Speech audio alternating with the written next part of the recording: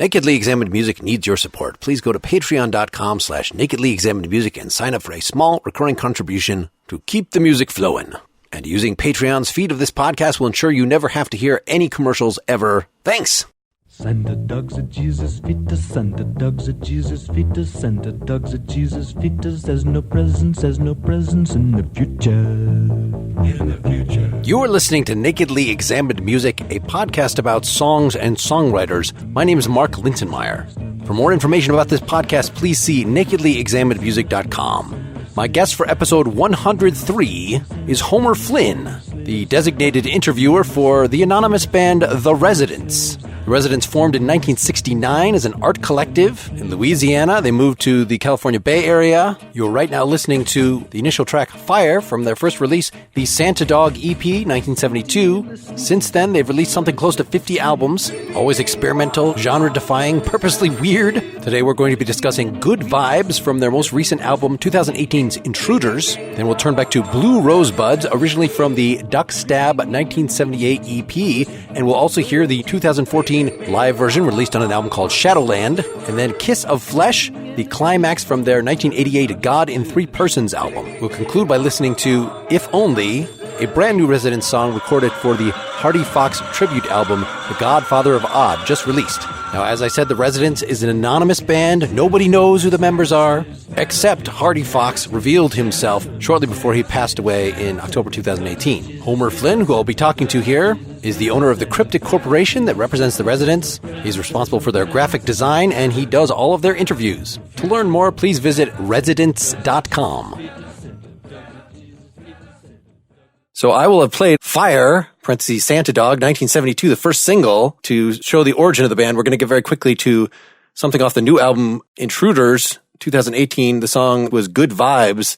Do you want to say anything about the progression of the band from the beginning to here, or even just about this Intruders album by itself? The journey, I suppose, maybe in some ways it's not that different from anybody else that's done something for almost 50 years. It's a very meandering path that has been both glorious and torturous. But I suspect anybody that's done anything for that amount of time will have similar stories.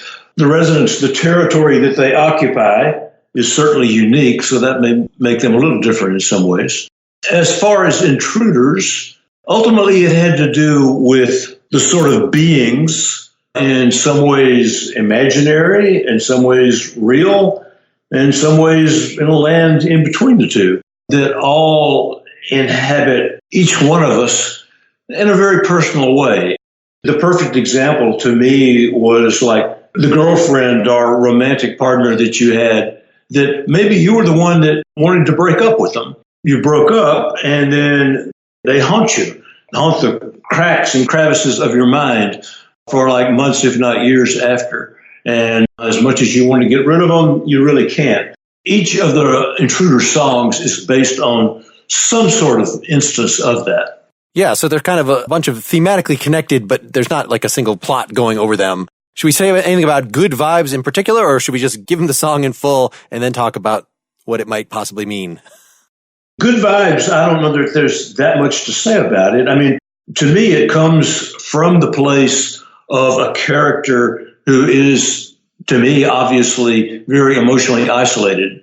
You know, he is fixated on a doppelganger that he feels like is just hanging out right outside of his window.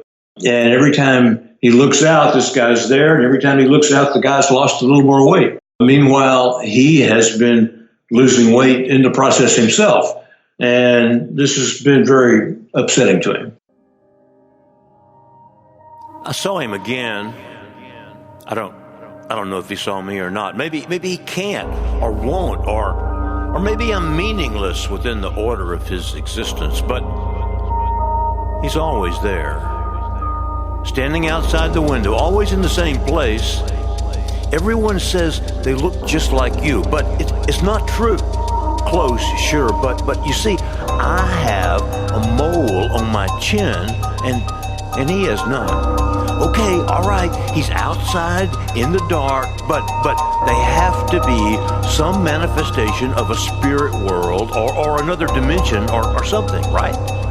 And if so, they would be perfect copies of our essence, right? Free from flaws and imperfections like scars and moles, but why is he there? Why? Why?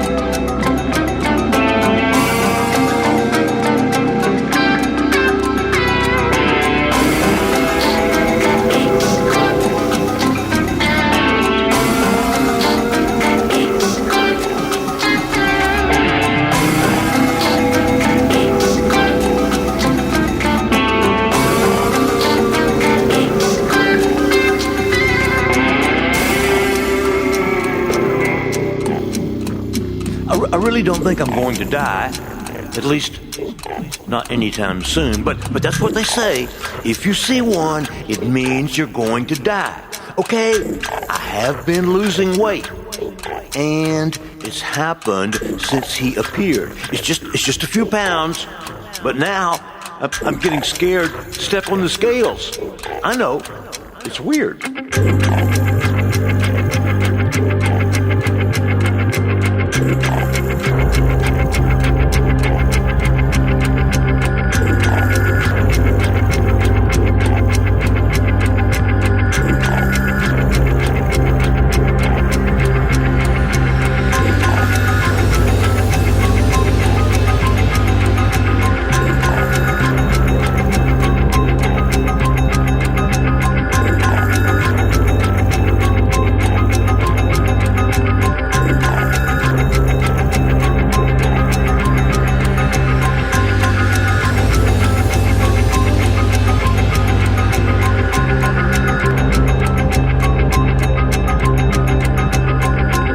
Okay, the weight loss thing is getting scary, but here's the weird part. He's losing weight too. It's 68 pounds now. I lost 68 pounds, but the wrath, it's almost like a human skeleton. And you better believe I'm eating like crazy, like a fucking fiend, for Christ's sake. I'm sitting here now eating a bacon cheeseburger with 2 patties, watching him right outside the window, like always, and it's like I can see him melting away. At this rate, he'll go long before me, but then what?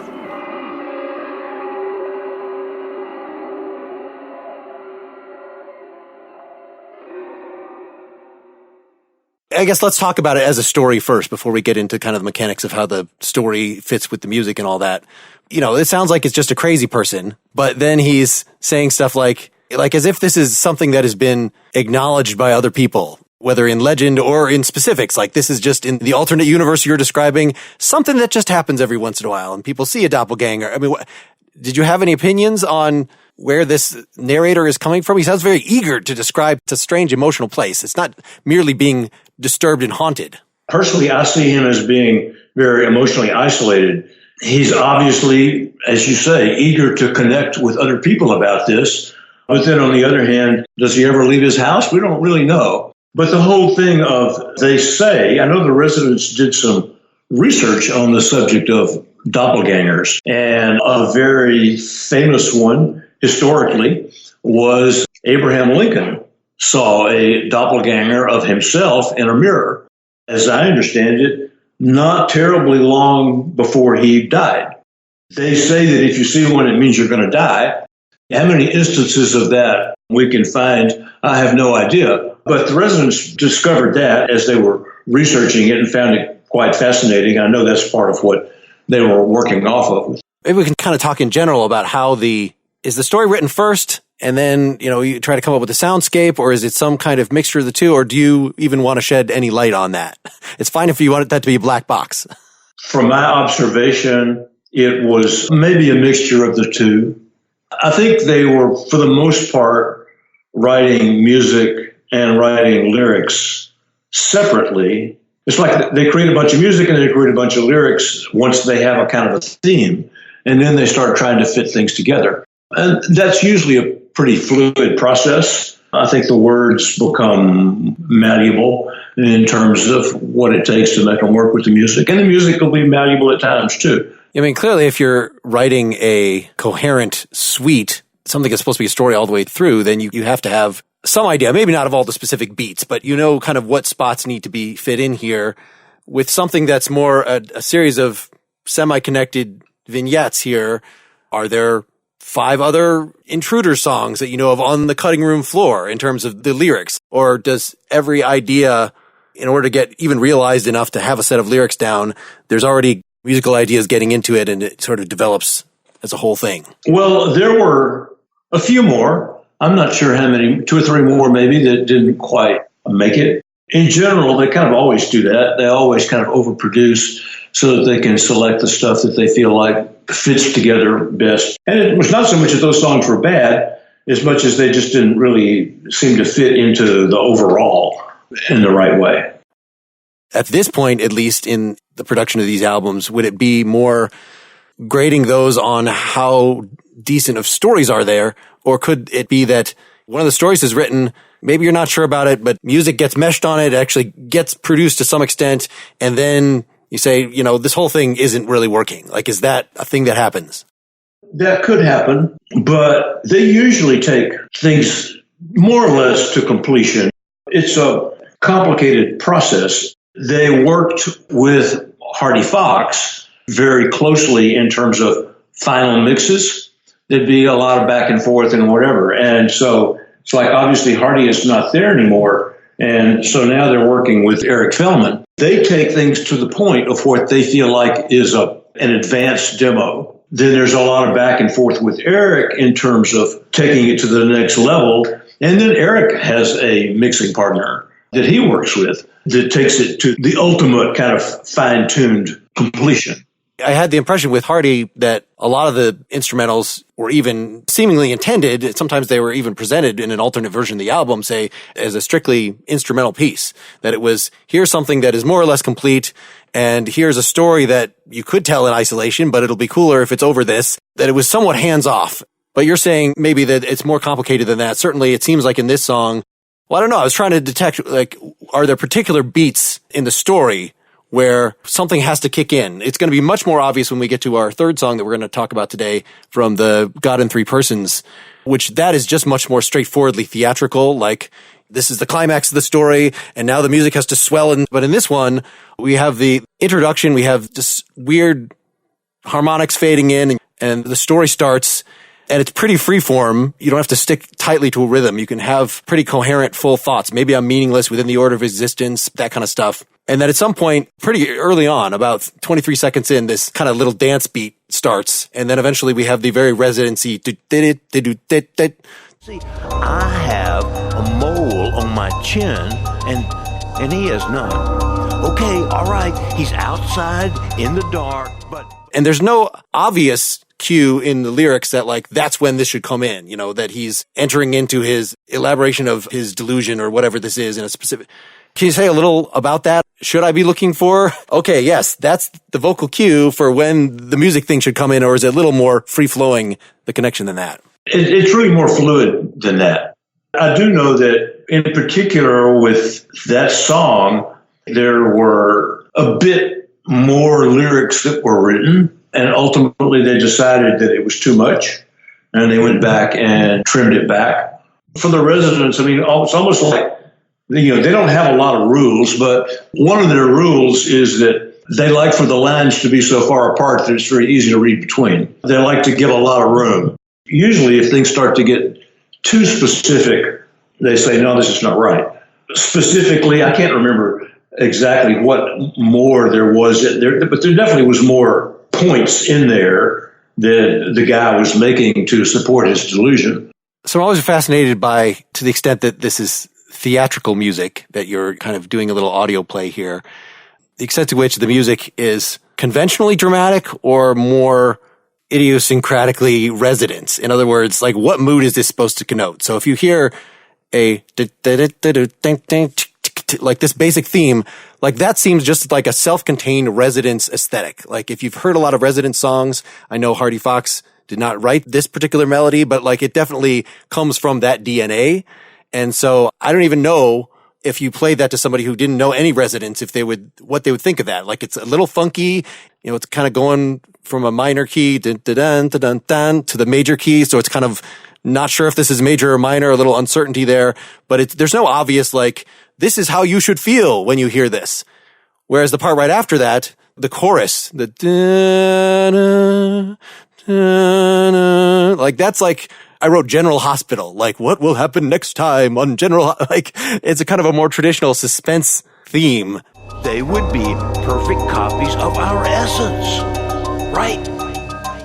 Free from flaws and imperfections like scars and moles, but I don't know. Do you think about the relation of how much as somebody doing a little theatrical production, how obviously you're telling people how to feel through the music? Yeah, they are telling people how to feel. It's supposed to be evocative and evocative of probably more of mystery and uncertainty and anxiety than anything else. For the most part, their process is much more intuitive than it is intellectual.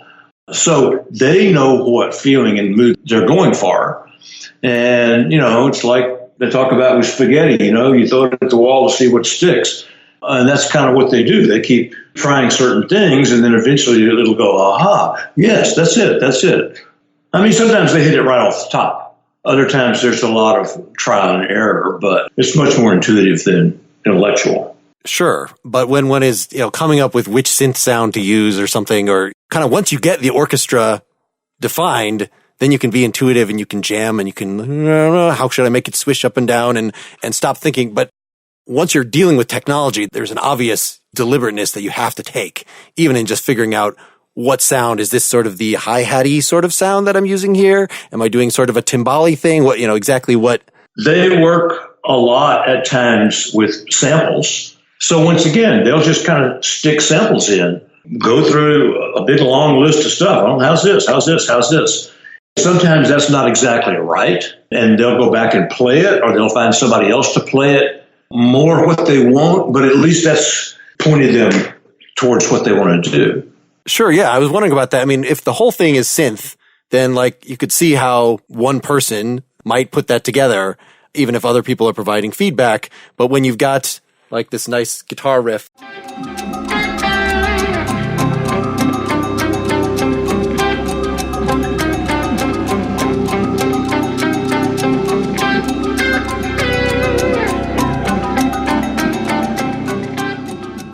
like that's a strong melodic riff. Is that the kind of thing, as far as you understand, that the same process of coming up with the synth parts also comes up with that, but somebody says, okay, we'll get the guitar player to come in and do that? Or would that be the guitar player gets to have a pass and put whatever he wants in there, and maybe there's some back and forth about how it's going to work in the mix? It's different at different times. Quite often, they will have composed something like that with a sample in there, and particularly with a guitar part, they'll put something in there, and then the guitarist will come in and often do his own interpretation of that. But once again, it's a fluid process. Sometimes it may sound a lot like the original, different tonalities, whatever. Other times it may be something completely different. So what about this chorus that I guess it's, we've set up these, what I just call general hospital chords. So we have usually a chorus. Maybe this is not the chorus. Maybe these names are meaningless in this kind of song, but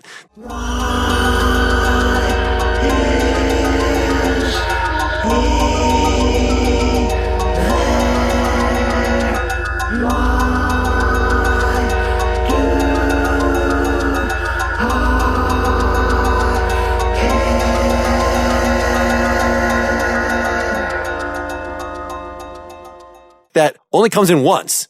Like it's like a transition part before this instrumental clock ticking Eskimo noise part, or, can you say anything about sort of structurally, even why do that there? Or is it just, it seemed like we needed to slow down the story and have a little singing?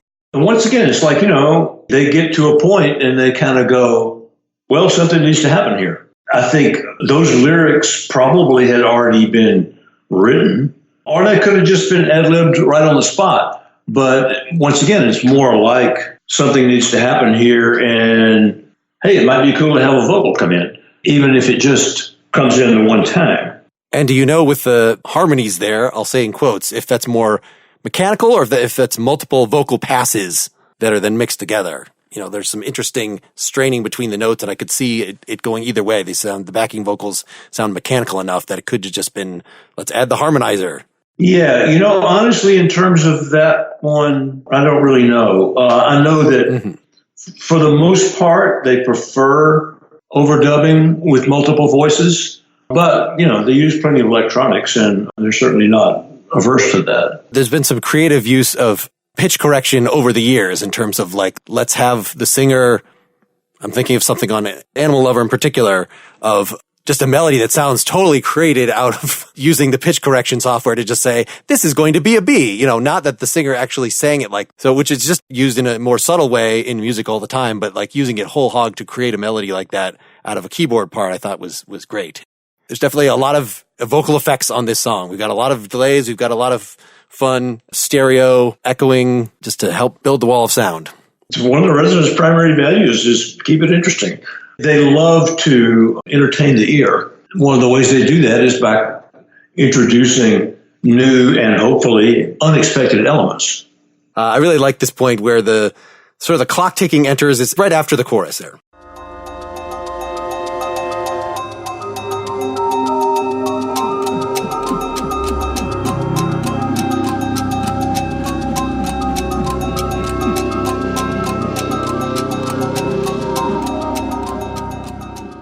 So we've just returned to what I was calling that very residency, timbali-laden main riff, but this new sound that I was thinking of is the clock ticking away the moments of this guy's life. It's very present throughout the rest of the song, starting here. And then we have kind of a reprise of what I wrote Eskimo noises, right? As in the album Eskimo, these ooh, ooh, ooh, oohs, but they're not quite in rhythm with the rest of it. Like, it's a little faster, and so it kind of just messes with you. I don't know if I have a question related to that. Yeah, honestly, I wouldn't necessarily know how to answer it anyway. As I said before, their process is very intuitive and fluid, and it's like it's clay or something. They keep molding it until it's like, yeah, that's what we want. Before we go on to the second song, I want to stop and talk about a sponsor for this episode, Masterclass. Masterclass is an app. It's accessible on your phone, the web, Apple TV. It offers classes on a wide variety of topics taught by world-class masters at the top of their fields. Each class is broken out into individual video lessons and downloadable materials, all of which users can explore at their own pace. Now, you can buy these classes individually, but the All Access Pass membership, charged annually, gives you unlimited access to over 60 classes, 200 hours of lessons taught by the world's best. Learn cooking from Gordon Ramsay, screenwriting from Aaron Sorkin, photography from Annie Leibovitz, tennis from Serena Williams, magic from Penn and Teller, etc., etc. I was very excited about the ones by Judd Apatow and Steve Martin and Neil Gaiman. But of course, my primary interest is in the music ones. You can learn guitar from Tom Morello or Carlos Santana, singing from Christina Aguilera, film scoring from Hans Zimmer, country and classical music from Reba McEntire and Itzhak Perlman, producing and beat making from Timbaland. But I've spent the most time this week with Herbie Hancock Teaches Jazz. I've gotten through about a third of the class so far, kind of skipping around in it. And first of all, he's just a truly wonderful, talented, wise individual. And some of what you'd be seeing here is kind of what you'd be hearing on Nakedly Examined Music. He'll be talking about his philosophy of improvisation, about relating to music not just as a musician analyzing the technical aspects, but as a human being. So it goes from the very general to the very specific, where he's playing through specific pieces, and you get the music to these pieces as part of the downloadable material, and pointing out specific things he's doing technique-wise. So it works if you're using it for music appreciation, or if you're already a piano player or jazz player of some sort. It's kind of like getting a few lessons from him. Now, you don't have to take my word for it. You can watch samples of these courses free on the web, and then mosey over to masterclass.com/examined, and you can get $30 off your first year of All Access Pass. That's masterclass.com/examined for unlimited access to Masterclass at $30 off. Masterclass.com/examined. If you enjoy Nakedly Examined Music, I encourage you to check out my other entertainment-related podcast, Pretty Much Pop, a culture podcast, where we talk about TV, film, comedy, and there will be music episodes. We deal with questions like the difference between high and low culture, whether we should, as adults, be playing video games or watching cartoons or engaging in various other guilty pleasures. I got a wonderful couple of co-hosts, and we're sometimes joined by guests like the amazing Lucy Lawless, the very funny Yakov Smirnov, PhD. So please give it a shot. Check it out at prettymuchpop.com. All right, let's get back to the discussion. Let's see if we can get a little more light on the whole way of thinking about songwriting by going very far back in time to Blue Rosebuds.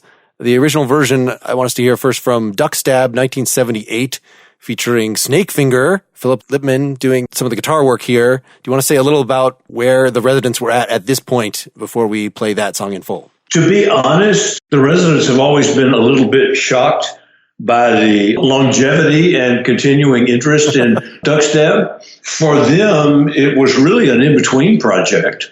They were working on Eskimo at that time, which was their big project, and they were struggling with that. It took them 4 years to do Eskimo, and the majority of it came within the last 6 months. It got to a point where, okay, they've been working on this for a couple of years. Partly they needed a break from it. Partly Records was saying, we need some product. Essentially, they put the original Duck Stab EP together, which came out. You know, it was one of those things that was the right product for the right time. As I remember, you know, it was a 7-inch EP coming out from Ralph Records that nobody knew anything about in San Francisco, and 20,000 of those things flew out the door practically overnight.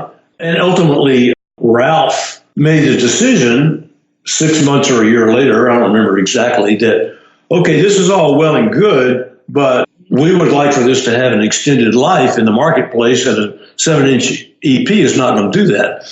So at that point, they convinced the residents to do what at that time was the second EP's worth, which was called Buster and Glenn. The whole idea was to do something similar as, you know, side one, side two of a traditional LP. When that was first released, I think in maybe 78, something like that, it was called Duck Stab, Buster and Glenn.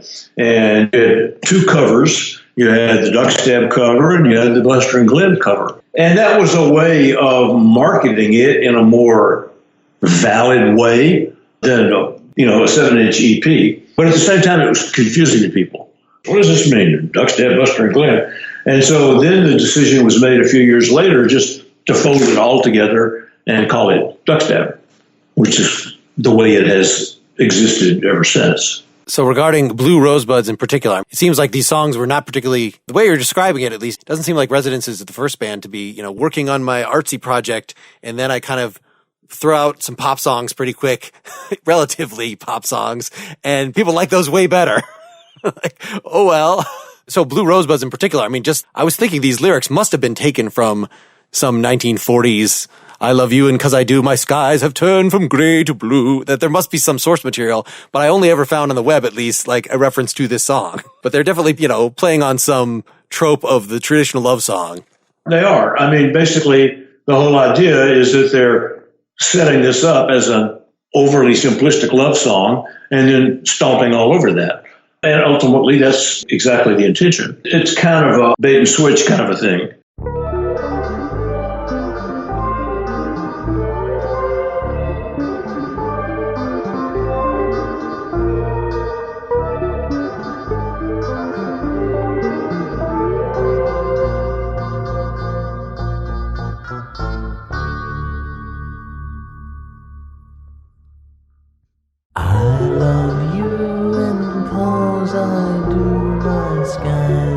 change from gray to blue, but blue's not just a color on the rainbow.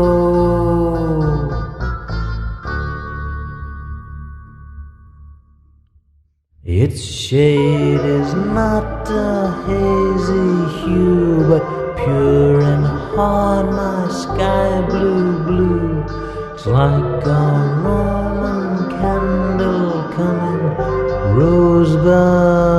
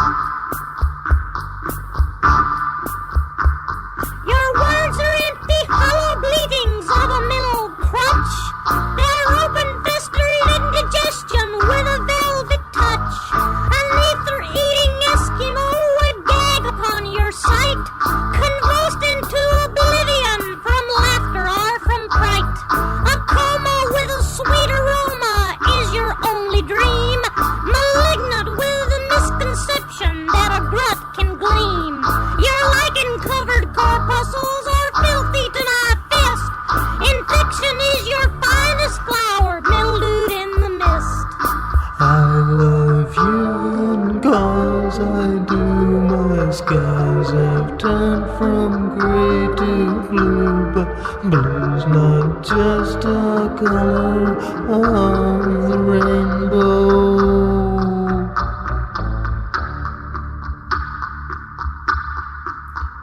Its shade is not a hazy hue, but pure and hard, my blue sky blue. It's like a Roman candle burning rosebuds, blue rosebuds, blue rosebuds, blue rosebuds, blue rosebuds, blue rosebuds. While the lyric is playing on as a traditional love song, this instrumental opening is exactly what I meant by, I don't know what the mood is supposed to be, other than this is one of the introductory things I would play to somebody who's never heard Resonance before, just to kind of blow your mind. That, like, it's sort of eerie, it's self-contained, it's actually pretty in a way, you know, that it resolves in this almost medieval, this like, that's kind of a cadence, sort of. Do you have any comment on kind of musically what this is? Like, is this pointing at some, I know your residents were fans of Zappa and things like this, but you don't hear anything like this in Zappa's oeuvre.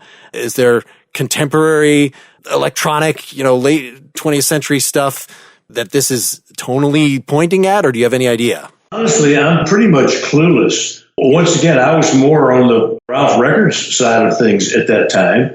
Nobody feels that comfortable pressuring an artiste, but at the same time, we needed product. They said, okay, we'll just go in the studio and do something. And ultimately, this is what came out. I didn't realize until I just saw on the web that Snakefinger was involved in this. But is that slimy, I thought it was a high fluttering synth, this, or is that Snakefinger's guitar with a bunch of effect on it? Do you have any idea? Because there's some obvious, like that is guitar. But that's not like a really skilled guitarist like Snakefinger doing his thing, that echoing.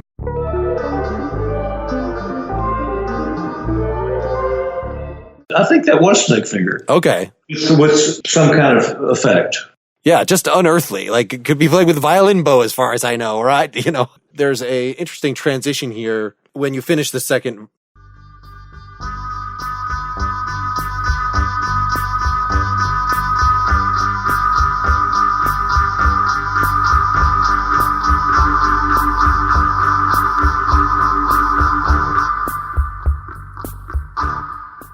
So we've had throughout the song, one of the instruments has been this twanging thing. You know, it sounded like it could be a mouth harp or something that just is answering. It's acting like a percussion instrument. It only has one pitch. And finally here it's opening up and doing a nice arpeggio. So it's almost like we're entering the rock and roll section. Like the drums are now going straight. We're not doing a little medieval resolving, stopping thing. As we're getting into the bridge here, this is almost like rock in that there's at least a 4/4 drum beat. I don't even know mood-wise. It's suggesting rock, but it doesn't make you rock. I feel it's like it's almost respecting the audience in a certain way that like you're not telling them how to feel. When you go out and have a big rock song, like you're telling them, get pumped up. Here it's more like, I invite you to observe this thing that is going on. I think that statement is fairly indicative of what the residents are all about in a way.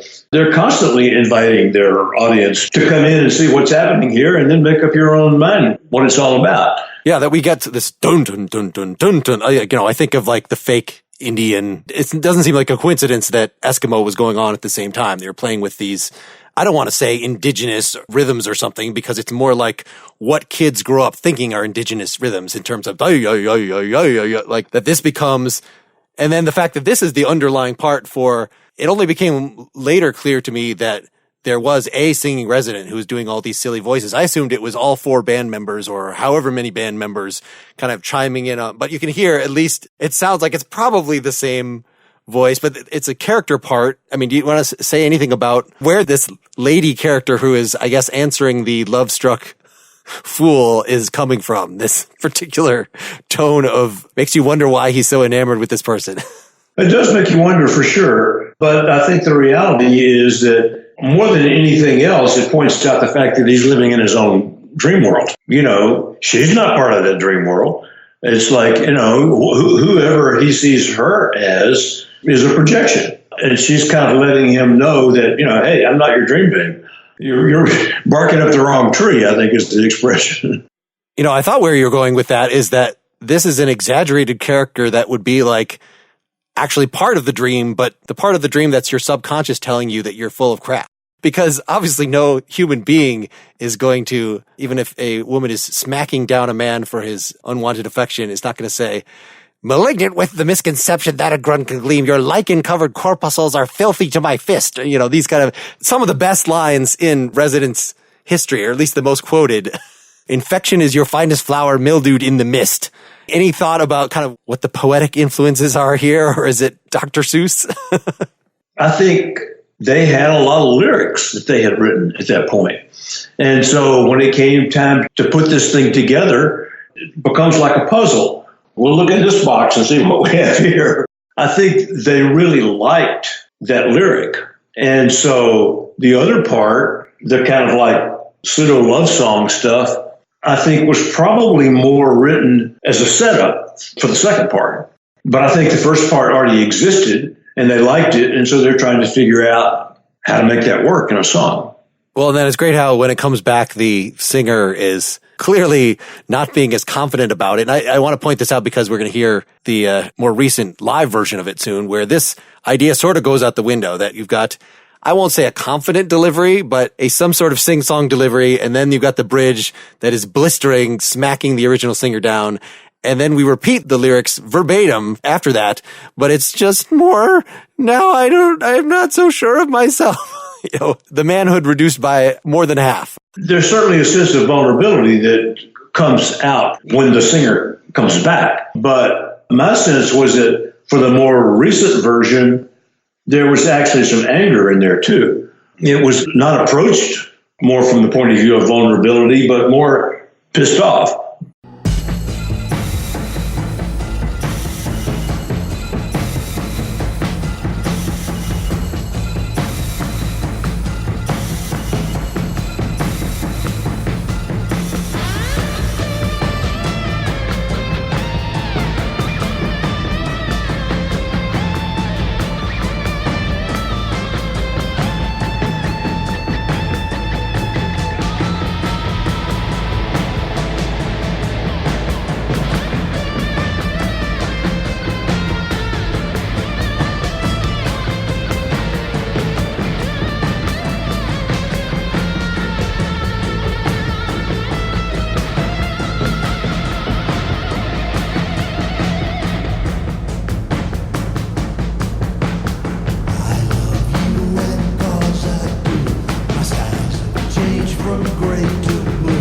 But blue's not just a color of the rainbow.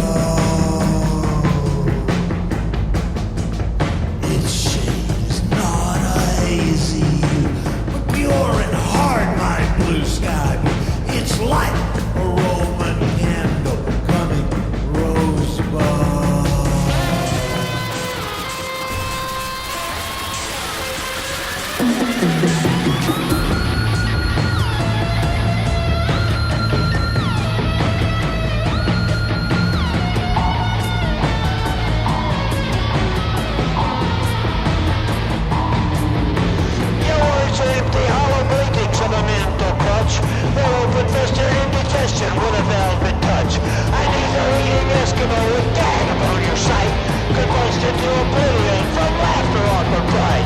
A coma with a sweet aroma is your only dream. Malignant with a misconception that a grunt can gleam. You're like a covered corpuscles as filthy as a fist. Infection is your finest flower rooted in the mist. The skies have changed from gray to blue, but blue's not just a color of the rainbow. Its shade is not a hazy hue, but pure and hard by blue sky blue. It's like a Roman candle coming rosebud.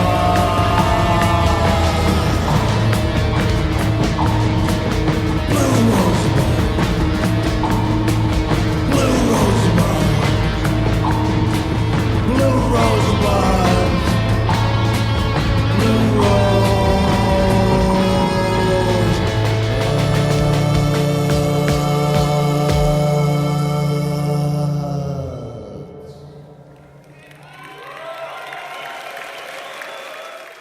Totally different sound palette. They're both exactly the same length. They're both 3 minutes, 10 seconds. Was that mere coincidence, or was there like, let's take the old recording and when we're programming the new parts, do them as overdubs until the other stuff is gone and then use that as the basis for the live performance? Honestly, I think it's more coincidence than anything else. I don't know that they were setting out to make them exactly. I wasn't even aware that they were the same, honestly. You were just making the point that the tone, since it's one singer on stage, still could have done some kind of a cartoon lady voice, but instead, like, no, let's do it more like a thrash metal song. Just put some distortion on the vocal, that this is the hard stuff, which makes, of course, those wonderful lyrics a little harder to hear. One would presume that the audience is familiar with the song. Although, again, it's so changed that I think, I don't know if when I just listened to this live album straight through, if I even registered right away that this was the same song. Like, they're so different. It's like, you know, when Bob Dylan revives plays like a Rolling Stone now, it's like you're a minute into the song before you have any idea what it is. Yeah, they love to do that. For one thing, they get bored doing it the same way over and over again, but also, too, I don't even know how much they're capable of going back and recreating. It's much more interesting to them to, approach it fresh. Well, I was at least thinking the lyrics are consistent.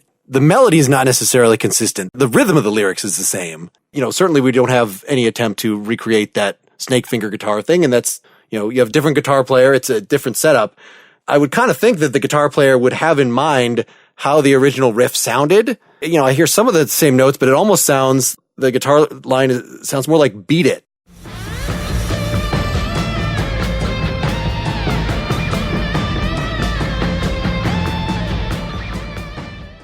So I was picturing the da-da-da-da-da-da-da-da. That's a counter melody to that. Obviously, that's not a quote from that, but it's very distinctive. It's a good riff, but it's not at all the same riff. It's like, this is basically a different song. Once again, they love to go back and reinvent these things, and they do it kind of over and over again. Yeah, and then you were saying that the vocals are just much more angry throughout, and especially as it goes on. And I kind of compared that to the whole album of Elvis covers that was done, that were often expressing some sorrow, expressing some passion, but doing so in a really over-the-top, angry way, like reacting to vulnerability with rage, basically. I think they were just looking for new ways to interpret the song. And ultimately, that seemed like, well, yeah, that's obvious. That's certainly a possibility. Clarify for me. So Hardy was still involved in the arrangement of these Shadowland backing tracks, even if he wasn't on all the tour? The point of Hardy's departure at this point was several years ago.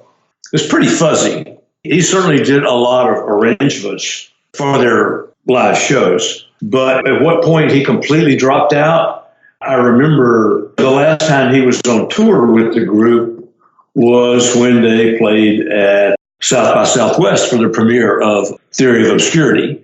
It was a very defined line at that point. But it gets really fuzzy after that to exactly which arrangements were his and which ones were maybe started out as his and then they changed them, or which ones he had nothing to do with. I'm really not sure. Yeah, I mean, the only reason I would bring it up is just because he's just got the Residents' music is just so, I would say, inimitable. But obviously, to continue making Residents music after in his absence and not make it sound like just a different band, then there has to be some connection in terms of hearing harmonies that way and hearing rhythms that way and hearing arrangements in a way that is at least related. Has that been a struggle? Or was it that, from what I read, that the people you were playing live with after that point and that you're still playing live with recently were still people who had been in the orbit for a long time? So it's not like it was Hardy decides one day, as you said, I'm done, and then you have to go find new people from scratch. Like, no, these are people that were already understood the internal workings of the music and had participated in that in some way before they had to have an original arrangement that was not Hardy involved at all. Often in these kinds of interviews, I will describe the Residents as more of a spirit than a band. It's an attitude, it's a sense of aesthetics that is carried forward, and the people that work with the Residents seem to get it. That's what allows it to keep moving forward with a sense of continuity. And that was very much on display in the recent I Am a Resident album, which is just, if you look on Spotify, it just says by Residents. It doesn't say Residents tribute album, but that was kind of the whole point of it, is that people sent in tribute tracks that were then the Residents remixed, made into a pastiche. There's obvious Residents vocals on it and part of it. So it's just to really blur the line of where the Residents might stop, that it is not, a particular set of individuals. That's the ideology you're trying to get forward in doing that? Yes, I think that's a good way of looking at it. Part of the thing is that the Residents, from their point of view, everybody is a resident. And they even said it to the point of view that everybody gets their mail. Part of their thing is, and especially with that project, is to enable the inner resident in everybody. And they believe that inner resident is in everybody. Everybody is just not quite so bold as to inhabit that part of their character. Yeah, I like that. Well, let's turn to the last main thing we were going to talk about here, which was Kiss of Flesh from God in Three Persons, 1988. So this was really a landmark in Residents history as far as I was concerned. Actually, this is the first one I owned on CD. I know I'd heard some other things, but that I had in my possession and listened to over and over. And it was so different from Duck Stab and the other stuff that I think I had actually gone to the college radio station when I was working there a little bit and taped them off their LPs, because it was this was my way of, when I entered college, of seeing there's a whole new world of music out there. Like the Residents was the thing that the college radio station guy was like, if you're cool, you know what this is. So I went to the record store and I picked up God in Three Persons, the first CD, and it was quite different because it was the first one, we've already heard on this show here, Good Vibes, that has this storytelling character. And like I said, before God in Three Persons, it wasn't even clear to me that there was a single main resident singer. There's just so many different cartoon voices of different sorts, kind of capturing different essences before this, that when you actually get to hear, and then the Elvis covers album shortly after that, it becomes just a much more defined sound. Do you want to say something sort of in general to this move to let's call it a theater piece that is based on computer programmed sound layering, then took a very strong part in the next few albums that were made for CD-ROMs and things, and then having sort of a separate narrative that went over that? What you're saying is that God in Three Persons represented a turning point. It wasn't so much that they moved towards narrative at that point, because from their point of view, the songs always had narratives. Every character had a narrative. And quite often we would only get a very small window into that character's narrative. But with God in Three Persons, I think what happened was that they made a conscious decision to start clarifying the narratives. That makes sense. And that has continued more or less. I mean, once again, you can look at Intruders and, you can say, okay, they made 2 or 3 steps backwards at that point in terms of clarifying the narratives. They're very vague and they're very fuzzy, and that's really what they wanted from the album. But in general, their narratives have become more defined. Which seems like it would make the band more accessible in general, that you might quite not understand the tonal language being used in the music. Although I'll say God in Three Persons also just made a jump. The whole thing is 9 minutes and 40 seconds. So I want to make sure that we've described what people are hearing before we just throw it out there and expect them to stick around to the end of it. I think you had told me earlier on that this song has a couple quotes in it. So the main God in Three Persons theme.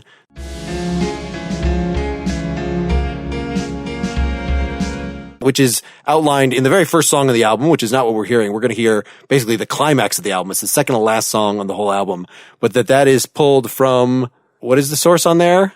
Double Shot of My Baby's Love by the Swinging Medallions, which was I think a 1960s party song at fraternities in the South. And then we have, people should listen for a place where that sort of fights with the hymn, Holy, Holy, Holy, Holy, Holy, Holy, God in three persons, Blessed Trinity.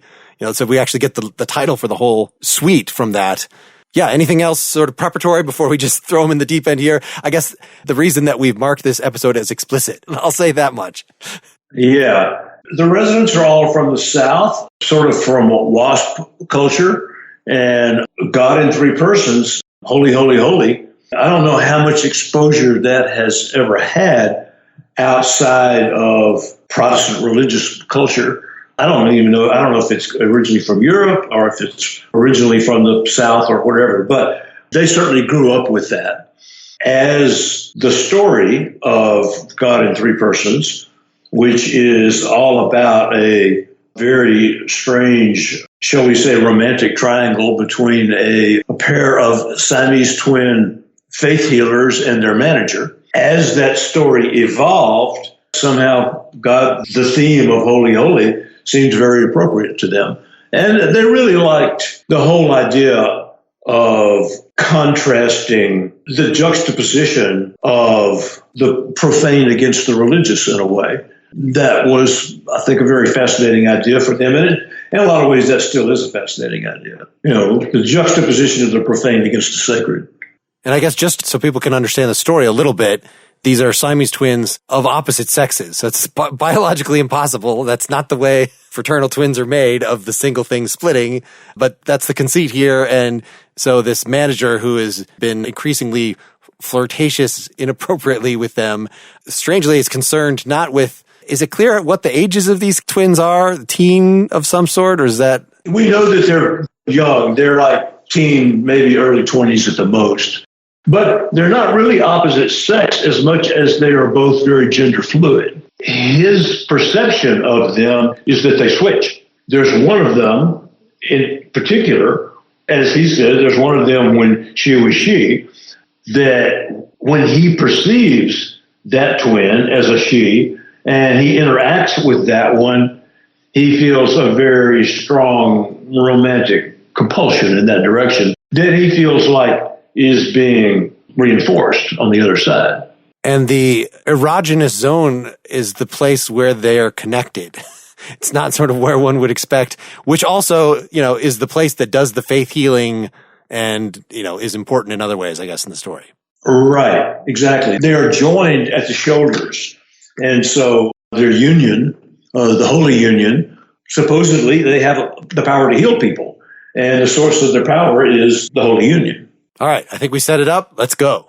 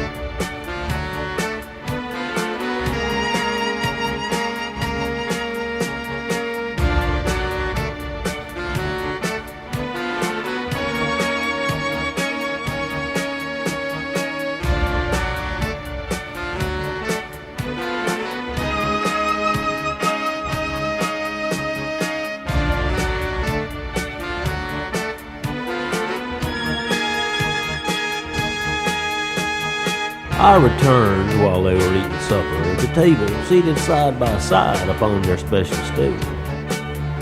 So I said when they were finished with their whole wheat toast and spinach, we should go back to the secret room that had been constructed recently to be conductive to the force that grew around the twins. Once inside, we all admired its silver gleaming pointed spire that rose into the center of the room. Up and up towards the ceiling, gracefully it stretched, not yielding to the confines of the smallish room. For it pierced an open circle and vanished deep into the murky night that held its crown somewhere above. The room had been an inspiration to the twins that I had taken, building it of wood and tile and chrome, and they would sit inside for hours while the rain dripped down the tower, sitting on a bench around its base. But this time we were not there for inspiration, but to bear our other sides and feel the kiss of flesh.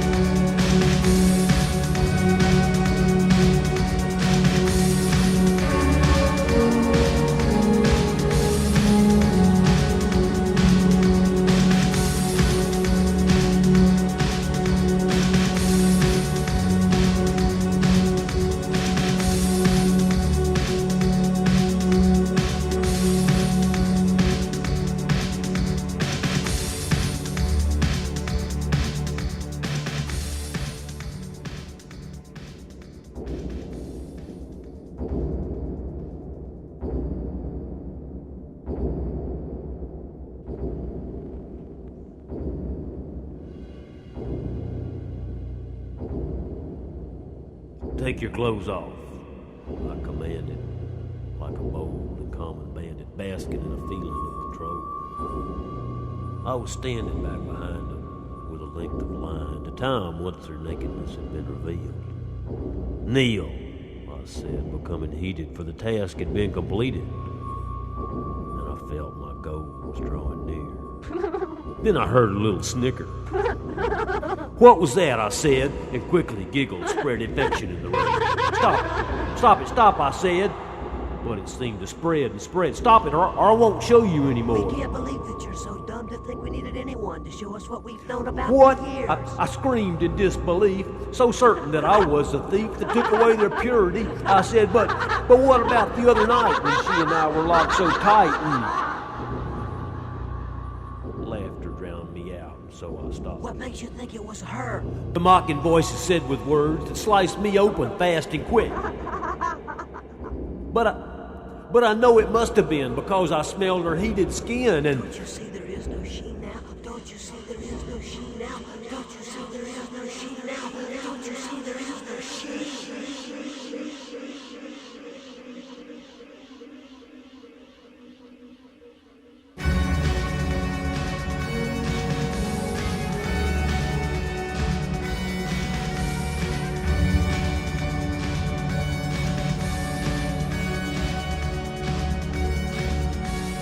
So I saw there was no she, but there was only them and me, and they were laughing in my face too loud. So I reached into my pocket and a feeling like a shock exuded from my fingertips along my limbs and up my butt and focused just below my guts and made me hold my breath before the blade fall at last and free me from the anger and the screaming endlessly exploding in my head. So I slit the Holy Union, turning it into a wound that gave the parting bled upon the ground. Causing me to fire my passion as I stared into the gash that quivered like a burned and ripped out gun. So great upon my throbbing penis was the pull toward this Venus that there was no thought of it at all. Only all-consuming lust to be inflamed in base disgust and smile about it while I came inside. So I slipped my dick into it, thrusting into pain and spewing blood around the room. I fucked it that much harder. Fast, I pushed apart the shoulders that were down below my waist. Were slicing up the air as eyes rolled up and teeth were bared. My lips stretched too tight and tried to tear. To this sick, distorted fusion, so it came and so did I. Madly with my face contorted, I convulsed and shoved apart the shoulders that I recollect hard, and a ripping, sicking sound of flesh splitting as I drifted towards and just before I hit the floor. A big black hole. I noticed one was rolling over, showing me a smooth, unblemished thigh that ended in a red eruption just below her belly button. But maybe it was only in my mind. But maybe it was only in my mind.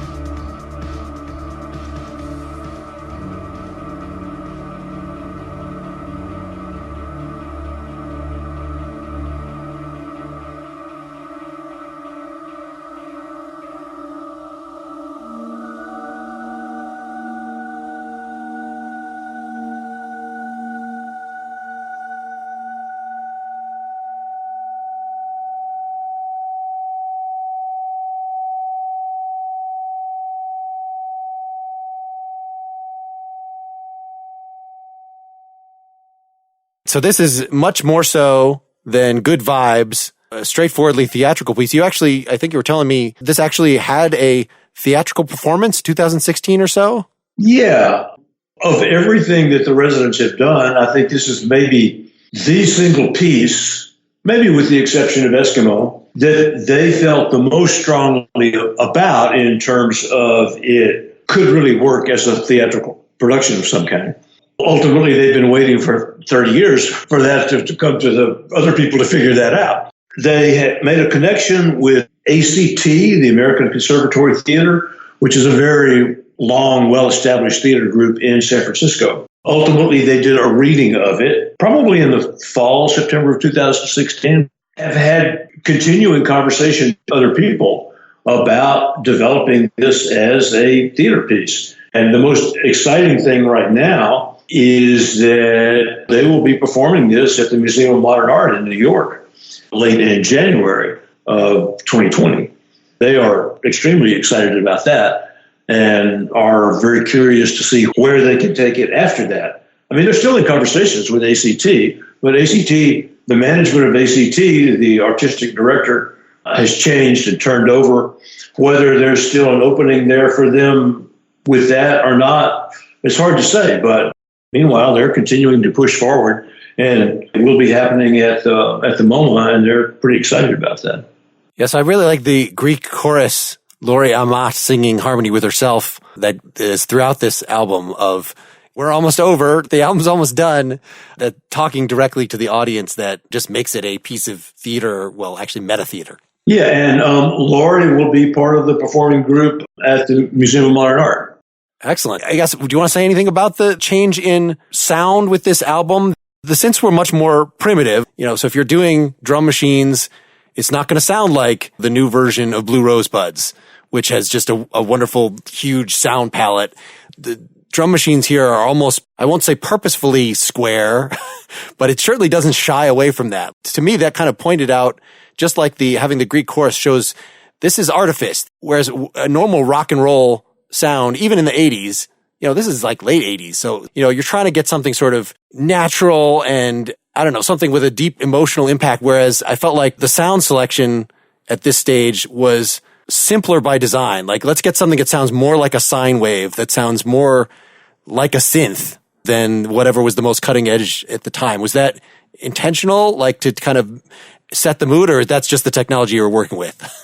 I know what you mean in terms of a more kind of, in a way, simplistic approach, less kind of processed. Why they decided to do that at that point, honestly, I don't know. Personally, I didn't listen to the album for a long time. And then when the stuff with ACT happened, when that was being developed and rehearsed and whatever, it caused me to go back and approach it again. And honestly, I found the composition of the melodies to be very strong. Maybe they felt like at the time, this is strong enough, we can let it more stand on its own. I don't know. I have no idea what the decision-making was. So the new version is probably not going to recreate a 1988 synth aesthetic. It's going to have more natural-sounding modern synths. Originally, Snakefinger was to have played on that. And then he died before the album was completed. And they brought Richard Marriott in, Richard from the Clubfoot Orchestra, to play trombone on a lot of those parts. And obviously, nobody could replace Snakefinger. But on the other hand, Richard really brought a fresh perspective to it. And I think those parts have always stood out. And so, they have a trombone player that they're going to bring in that will be working with them on this. And, and ultimately they're expanding the band. I think it's going to be a 7-piece group, including Laurie Mott. I think it's going to be a strong show. They're also working with a extremely accomplished video artist, a guy named John Sanborn. John is creating projected backgrounds for the whole thing. And I've seen some early samples of what he's doing. I think it's going to be a genuinely amazing show. Do you feel like with the change in time since 1988 that the sort of sexual politics involved, I mean, it's presented as that this guy's, whatever the age of the twins is supposed to be, he thinks of himself as a pervert of some sort. Like he's describing these as, and certainly when we get into the specifics of how the spread infection in the room and the thief that took away their purity, like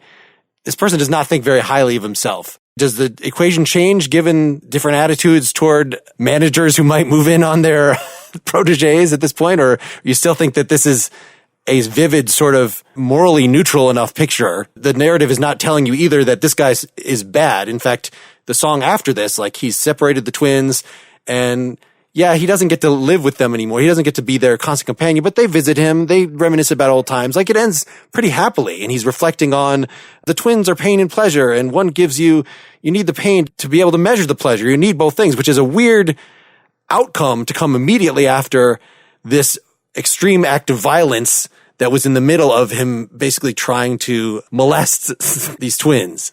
The ultimate human reality is everybody is completely capable of rationalizing their own behavior. And when you get to the coda, when you get to the end, this is exactly what he's doing. On one hand, maybe he's not exactly proud of what he's done, but on the other hand, he has no problem rationalizing it because ultimately we're all human beings and this is the way it works. I'm somebody that fits into that odd perspective, that reality that we call humanity, that perverse reality that we call humanity. You don't have to look very much further than, our government at this point to see the truth in all that. I like that idea. We were saying musically before, it's just, I'm going to put something out there.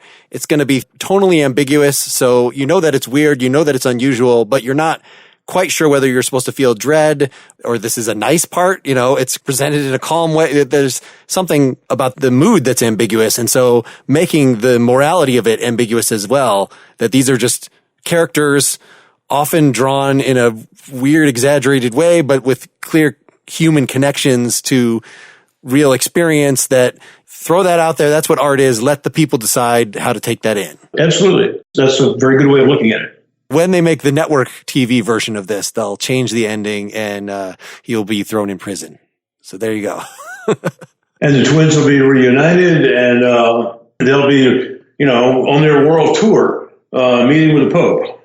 Well, one can only hope that after all the residents have died, that there will be such an interest in making this that it will be bastardized in this way, because you have to be pretty famous. You have to, for people to even want to do that to your material and not just let it be the oddness that it is. So if there's anything that I've learned in life, you never know.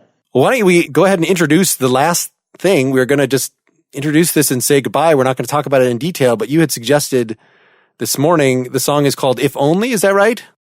If Only, right, indeed. And this is by the Residents, but it's for the Hardy Fox tribute album, The Godfather of Odd, which is just out.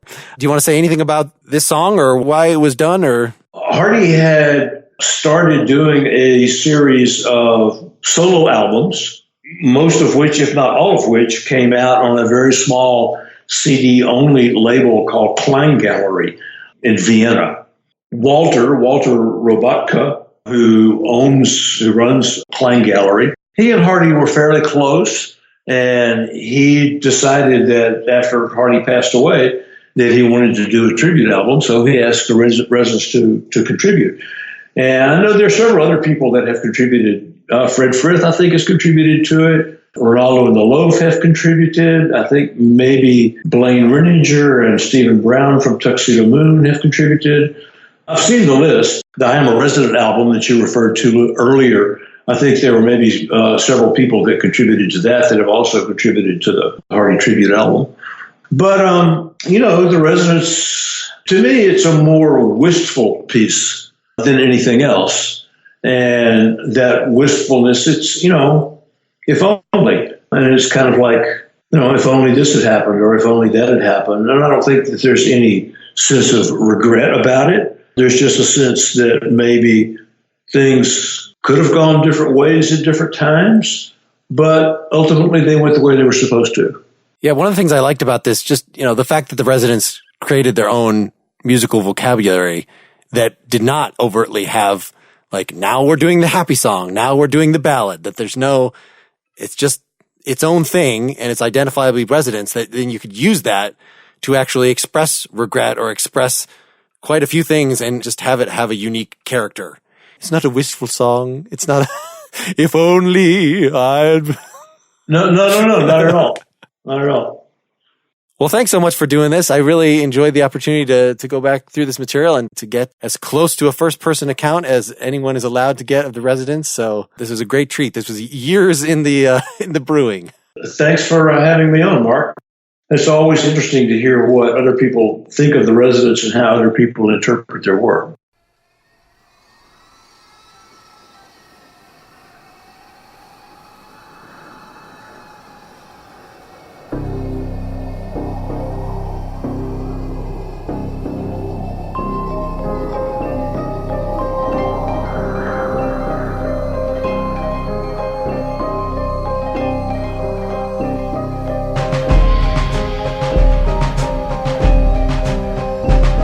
If only you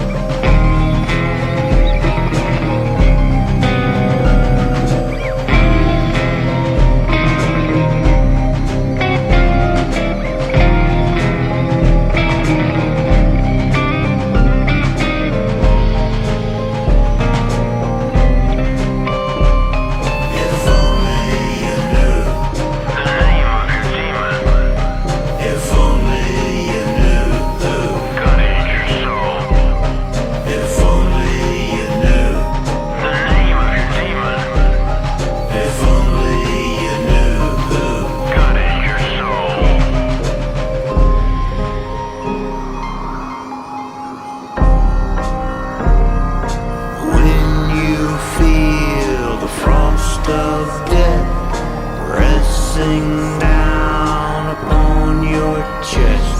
The wind will whistle as you stare At nothing, but the wind won't care. when you lie awake at night and feel the meaning of your life drift away like melting ice. The wind won't dry your crying eyes. The wind will whisper in your dreams and listen to your silent screams and suck away your dying breath As you reach the edge of death.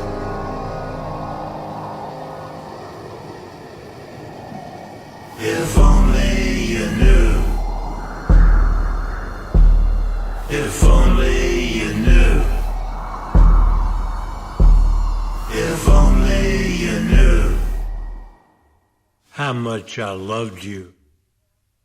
Thanks so much to Homer.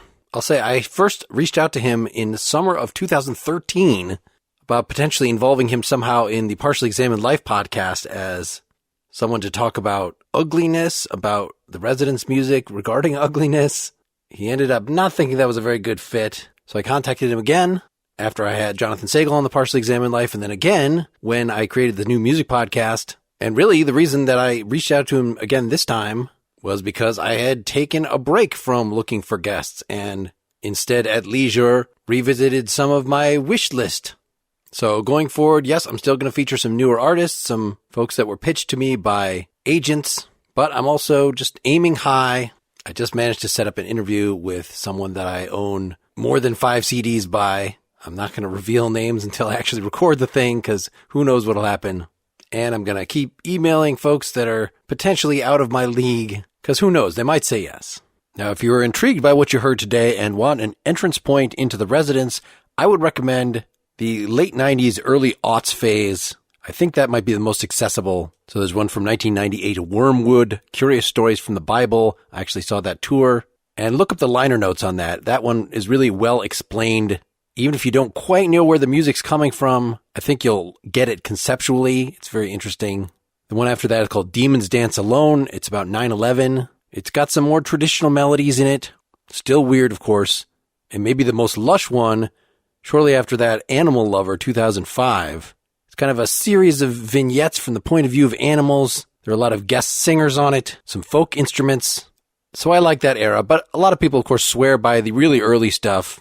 I think the height of their popularity might have actually been 1980 with the Commercial album, and I'm going to leave you here with a track from that. There are actually 40 tracks on that as it was originally released, each exactly 1 minute long. So here's track 20 from that, The Simple Song. Keep on musicking, everybody. This is Mark Linsenmeyer signing off.